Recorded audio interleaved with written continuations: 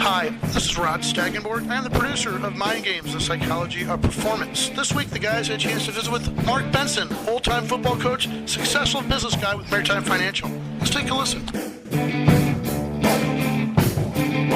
You're back on Mind Games Radio on 590 The Fan, 590 The Fan, KFNS, KFNS.com, with our guest, Mark Benson, founder of Maritime, educating educators about money.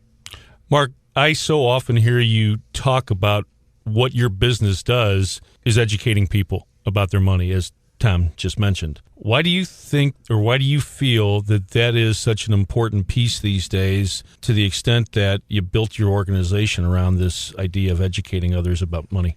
Well, first of all, Tom, as I said, it was pretty shallow 30 years ago when I had my whole life based on trying to win a state championship. I think if I got back into coaching today, I'd think through that a little bit differently. But when it comes to the profession we're now in, probably finances is causing more challenge.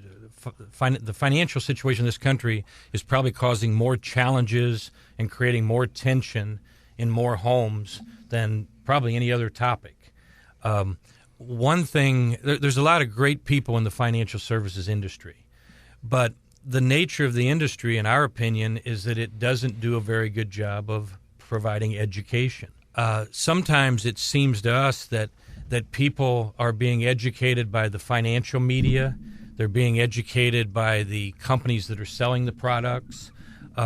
Sometimes it seems like banks and investment companies, they do a great job of marketing. They do a great job with their commercials. They do a great job of promoting certain ideas. And it's interesting to us that oftentimes what a bank seems to be telling us to do with our money is different from what they do with their money. And so there's things like that. And so one of the things that we felt like if we're going to have a radical change in an industry, almost like a revolution, it would be great if we could bring more of a spirit of education to the industry. And who better to talk to than teachers? And who better to teach than the teachers? And so that's what we set out to do almost 20 years ago.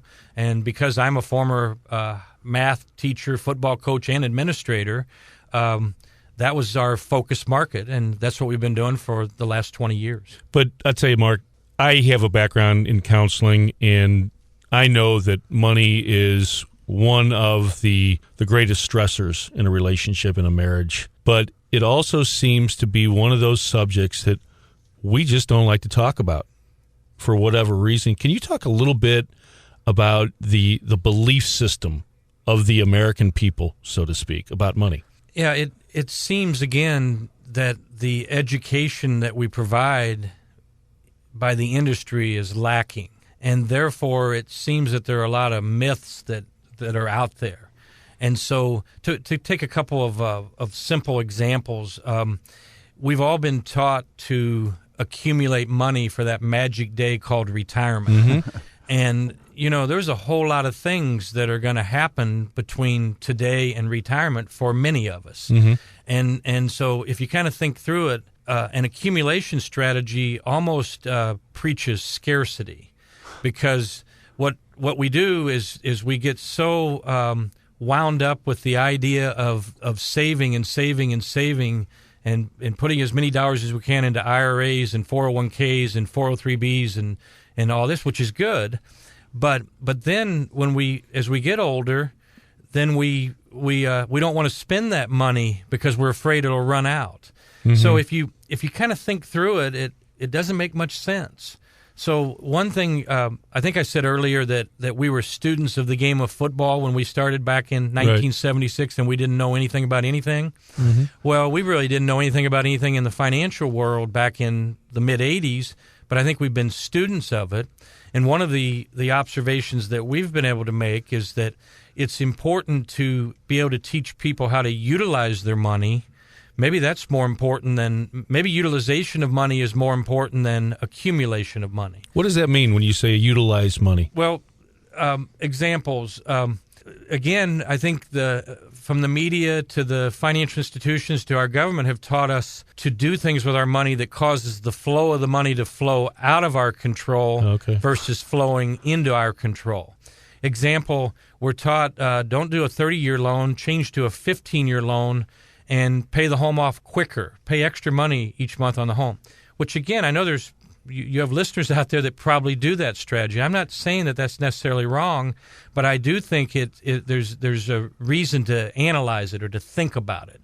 What that really means, if a person is paying extra dollars on their home, what they're really doing, in most cases, they're allowing those dollars to flow out of their control into the control of the banks.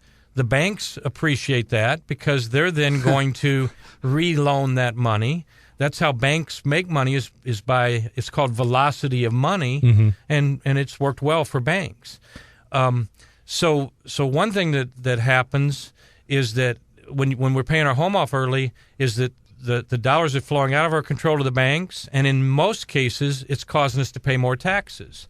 So if I were to ask you, Tom, if you said, hey, Mark, you think this strategy is good? And I said, well, I wouldn't go that way, and you say, why not? I say, well, because money's flowing out of your control, and you're going to probably pay more taxes.